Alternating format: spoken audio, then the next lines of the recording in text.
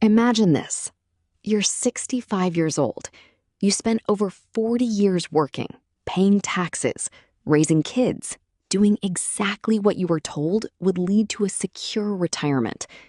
Now you're sitting across from a financial advisor and they're staring at your account balance with a look you'll never forget, somewhere between pity and discomfort. The number on the screen? $88,000. That's your entire life savings, meant to carry you through the next 20 or 30 years of your life.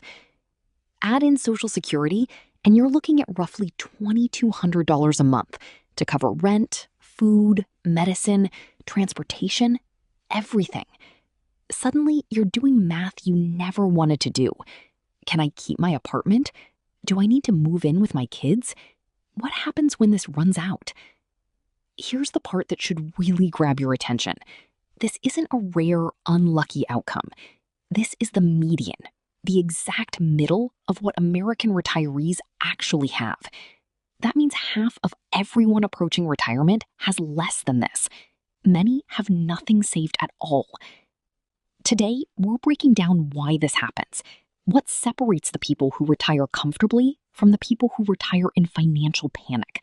And most importantly, what you can still do about it, no matter your age right now.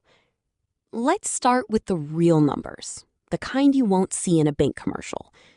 According to Federal Reserve household wealth data, people between 55 and 64, right on the edge of retirement, have a median retirement balance of about $134,000. In simple terms, that's basically a few years of a modest salary meant to stretch across decades. Once people actually retire, between ages 65 and 74, that median drops to around $88,405 because people start pulling money out while Social Security kicks in. Here's the twist that makes this even more alarming. The average savings amount is much higher than the median, sometimes several times higher. Why? Because a small group of wealthy savers pulls that average way up. The same way one billionaire in a room full of regular people would make the average income in that room look huge. In plain terms, most people have very little, and a small number of people have a. In fact, roughly half of households nearing retirement age have close to zero saved. Not a little, zero. They're depending entirely on Social Security, family, or working well past the age they hope to retire. Let's put a face on these numbers. Picture a woman named Diane. She retired at 66 with about $90,000 saved and a Social Security check of $1,850 a month. After her husband passed a few years back, she became a household of one. Her monthly income lands around $2,150. Her expenses? A modest apartment, Medicare premiums, groceries, utilities, an aging car, medications not fully covered by insurance, eat up basically the entire amount. There's no buffer. None. When her car needed an unexpected repair last winter, she skipped a month of medication to pay for it. When her fridge broke, she put it on a credit card she's still paying off months later. She's not living below the poverty line by government standards, but she is living one surprise bill away from real trouble. And this, not some dramatic horror story, but this quiet, constant tightness is what a median retirement actually feels like for millions of people. So why does this happen to people who worked their entire lives? Let's break down the biggest culprits. The first one is simply starting too late. Time is the most powerful ingredient in building wealth, more powerful than the amount you contribute. Someone who invests $250 a month starting at age 24 will often end up with more money than someone who invests double that starting at 45, because the earlier money has decades longer to grow quietly in the background. Most people don't get serious about saving until their 30s or 40s, and those missing early years are brutally expensive in the long run. Here's the mistake almost nobody talks about. The second culprit is the pause. People start saving in their 20s. Then life happens. Kids, house, bigger bills. and contributions get paused just for now. That pause often quietly stretches into a decade, and a decade of missed growth is nearly impossible. This next one quietly costs people the most. The third culprit is cashing out.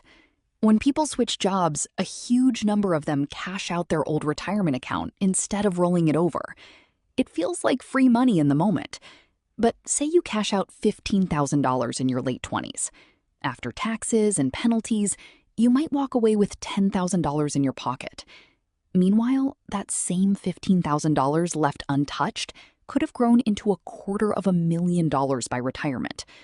Roughly 4 in 10 workers do this every time they change jobs, quietly wiping out enormous future wealth for short-term cash.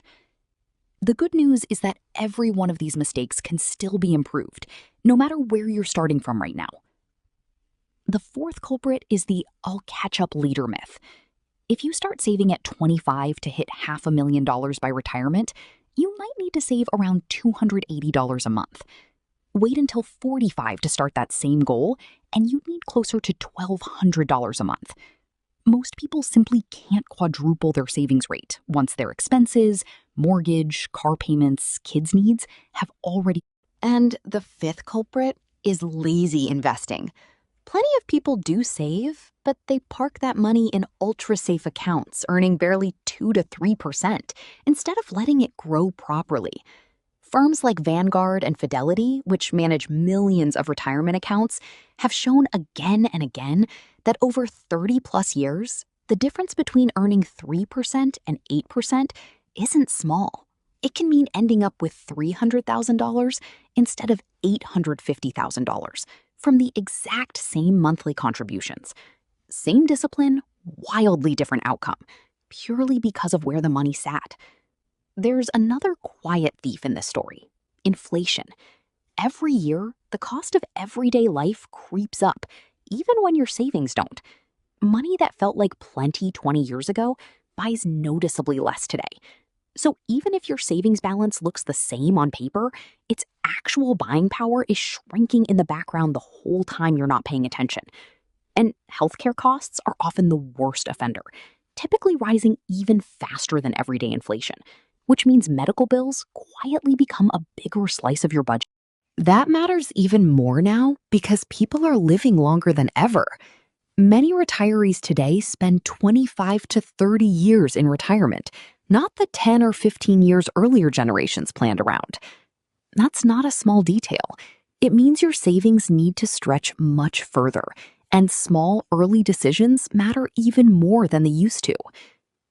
Now, let's flip it. What do the comfortable retirees actually do differently?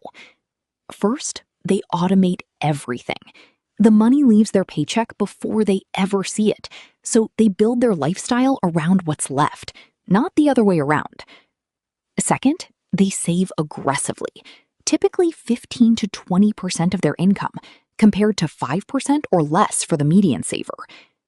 Over 30 years, that gap alone can mean the difference between $200,000 and $600,000. Third, they stay invested through market downturns instead of panic selling. Fourth, they enter retirement with little to no debt weighing down their fixed income. And fifth, they plan for healthcare costs specifically, because healthcare is often the single biggest expense in retirement, easily costing a couple over $300,000 across their retirement years. For someone with only $88,000 saved, medical costs alone could wipe out their entire nest egg within just a few years. Here's something that should genuinely surprise you. None of this requires a huge income. Take 2 people who both earn $55,000 a year their entire career. One saves 5%, the other saves 15%. After 35 years of investing, the 5% saver ends up with roughly $470,000. The 15% saver ends up with over $1 million. Same salary, same employer match, a difference of over $600,000, created by an extra 10% of income, which works out to about $15 a day. That's the price of a retirement that lets you breathe versus one that keeps you counting pennies.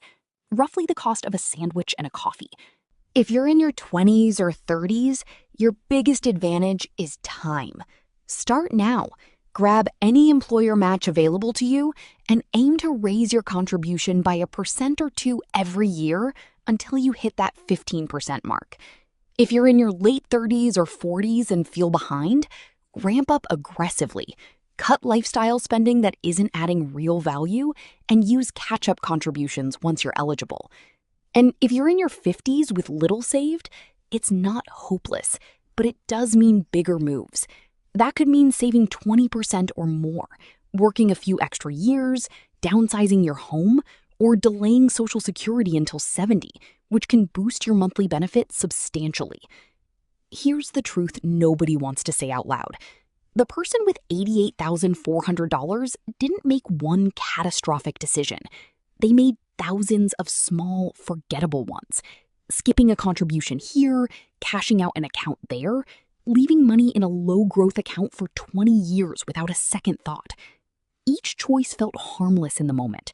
Together, they added up to a retirement built on financial tightropes, the same tightrope Diane is walking every. But here's the empowering flip side.